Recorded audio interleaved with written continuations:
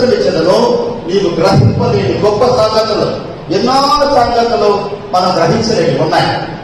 ఆ సంగతులన్నీ ప్రార్థన చేయడం వల్ల దేవుడు ఏం చేస్తాడంటే మన గ్రహింపులో తీసుకొస్తాడు, నాకు అర్థమేగా చేస్తాడు.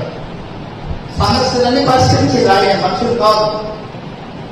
కనుక ప్రతి ఒక్కరు దేవుడి సేవకులైనా విశ్వాసులైనా ఎవరైనా అందరూ ఒకటే దేవుడి దృష్టిలో, అందరూ పరలోక పౌరులే. కాబట్టి వారు ఏం చేయాలి అంటే దేవుడి మీద ఆధారపడాలి, దేవుడితోనే ప్రతి బాధ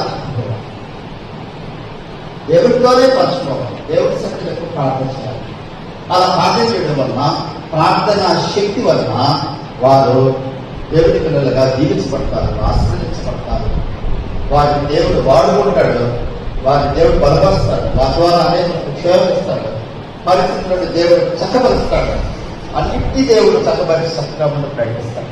కాబట్టి నాకు మొదలుపెట్టము, నేను నీకు ఉత్తరం ఇచ్చేదను, నీవు గ్రహింపలేని గొప్ప సంగతులు, గూఢమైన సంగతులు నేను తెలియజేస్తాను అని దేవుడు తెలియజేస్తాడు.